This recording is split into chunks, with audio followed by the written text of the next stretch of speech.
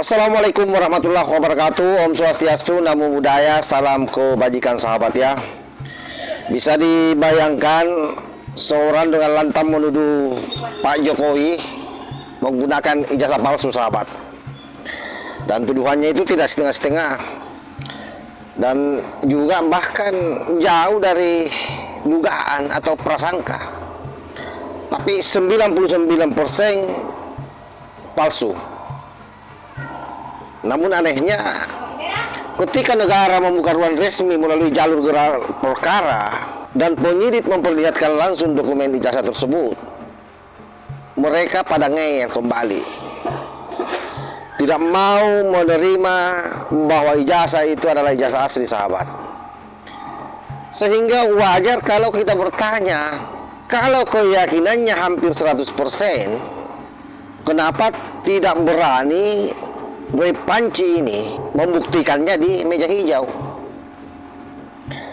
Itulah yang menjadi masalah sebenarnya. Pada titik ini kita sangat curiga.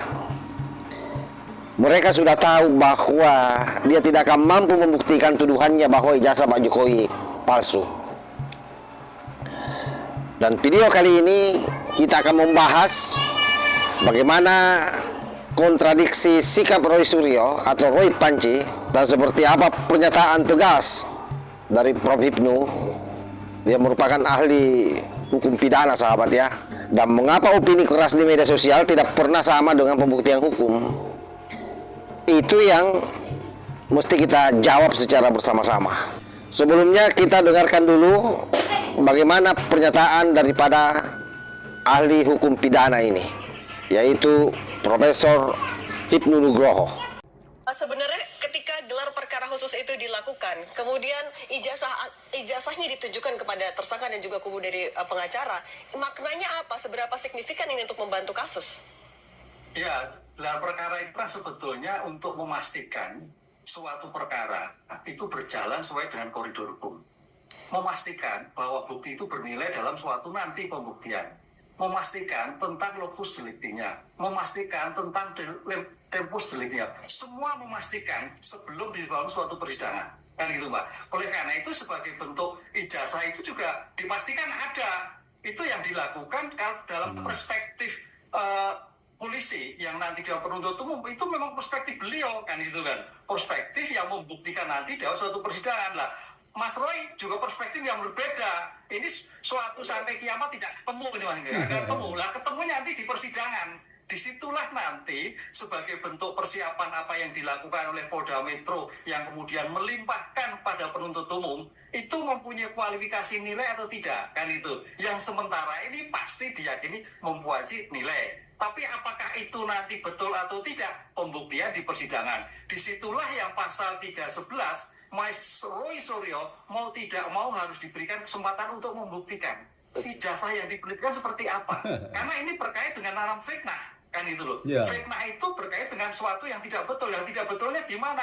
Mudah-mudahan nanti di dalam pembuktian itu ada suatu egaliter. Karena ini pembuktian forensik yang kita orang hukum tidak tahu. Forensik itu adalah ilmu pengetahuan untuk membantu membuktikan. Nah, disitulah nanti hakim harus melihat suatu luas tentang antara bukti satu, bukti yang lain, antara satu-satu dengan yang lain. Disitulah nanti suatu persidangan akan terlihat seperti yang kita harapkan.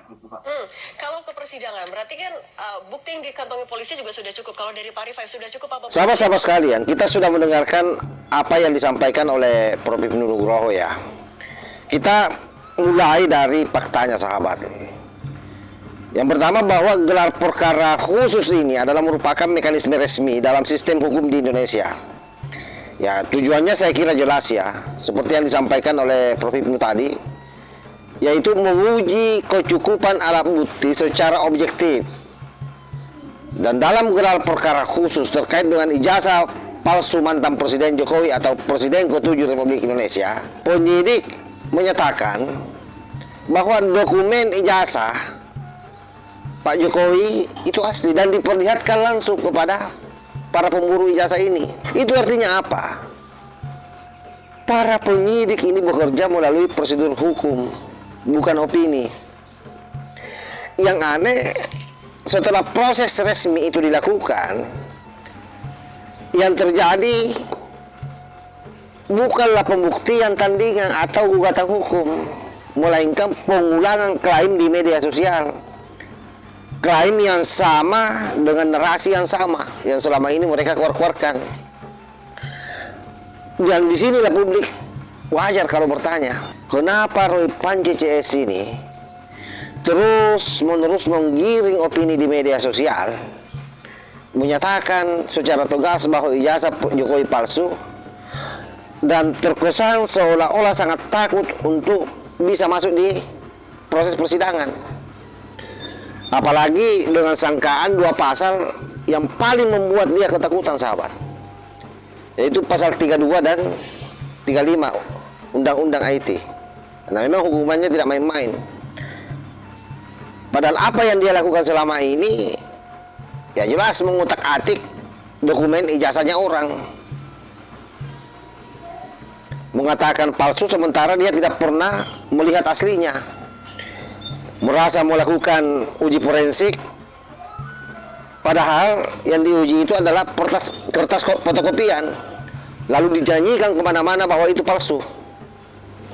Oleh sebab itu, saya menilai bahwa jika Roy Suryo benar-benar merasa ijazah itu palsu, saya kira hanya satu yang perlu disiapkan, tidak perlu keluar-keluar. Siapkan saja alat buktimu dan nanti diuji di persidangan. Tak perlu kamu ini bicara keras di depan media sosial, bos. Sebab menurut hemat saya, sekali lagi ya, ini bukan sekedar opini, tapi ini adalah merupakan prinsip dasar hukum pidana. Karena hanya pengadilan yang berwenang yang menyatakan apakah satu dokumen itu palsu atau tidak. Saya kira media sosial bukan ruang pembuktian, ya hanya ruang opini. Nah, disinilah sebenarnya kontradiksi itu semakin jelas. Di satu sisi Roy Panji mengklaim keyakinannya 99,99%, di sisi lain tidak ada langkah hukum konkret untuk membuktikannya di pengadilan, karena sampai hari ini ngeyel terus, mengulur-ulur waktu terus, seolah-olah sangat takut kasus ini masuk di persidangan. Padahal kalau sudah sampai di persidangan, semua sudah bisa diuji yang melibatkan ahli. Silahkan datangkan juga ahli forensikmu di sana. Datangkan guru Rismon Sianipar dari Jepang, atau misalnya Dokter Tipa suruh datangkan ahlinya dari Amerika. Ini yang membuat kita bingung-bingung melihat para keledung ini, sahabat ya. Dan saya menilai bahwa pola ini menunjukkan satu hal, ketakutan menghadapi konsekuensi hukum. Yakini itu. Karena dalam hukum pidana, saya kira berlaku asas tegas, sahabat.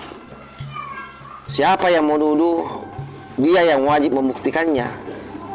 Artinya jika bukti tidak cukup, tuduhan justru bisa berbalik menjadi masalah hukum bagi penuduhnya sendiri. Dan itulah yang akan terjadi pada Roy Panji CS ini, yakin itu. Mereka tidak punya data, mereka tidak punya bukti. Ijazahnya Pak Jokowi kan tidak pernah dia lihat. Baru dia lihat ini kemarin, itu pun dia bantah lagi. Bukannya berjuang, berupaya bagaimana supaya ada ahli kira-kira yang bisa dia bawa masuk ke persidangan nanti untuk mengklirkan seluruh tuduhan-tuduhannya itu, supaya dia buktikan bahwa ijazah Pak Jokowi memang betul-betul palsu. Cuma aneh juga ya, kalau kemajuan teknologi bisa memalsukan sesuatu yang asli, itu bahaya, sudah mau kiamat ini dunia, sahabat. Karena ketidakmampuan Roy Panji, ada gambaran menurut saya dia tidak mampu menghadirkan orang-orang yang saya maksudkan itu.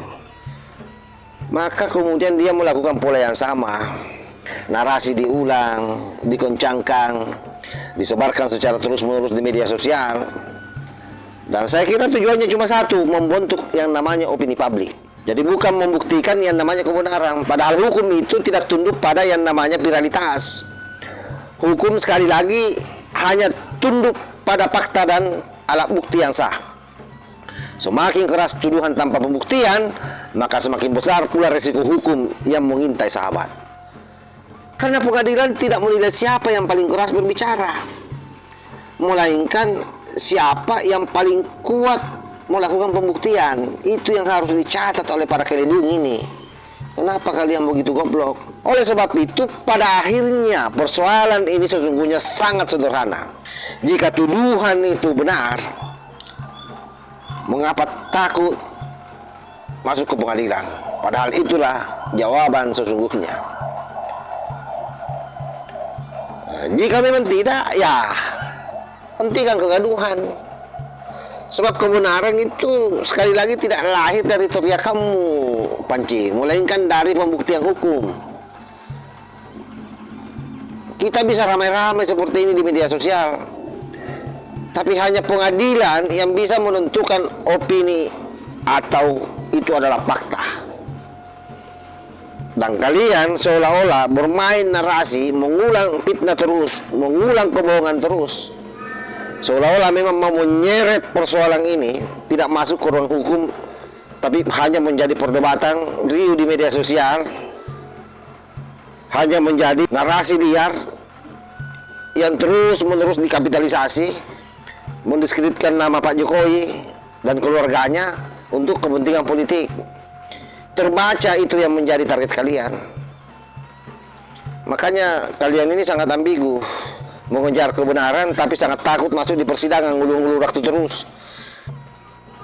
Untungnya ini Polda Metro Jaya ini sangat bijak karena tidak menahan kalian. Harusnya kalian ditahan supaya berhenti berkoar-koar di media sosial atau di TV-TV nasional. Saya kira begitu sahabat ya. Wassalamualaikum warahmatullahi wabarakatuh.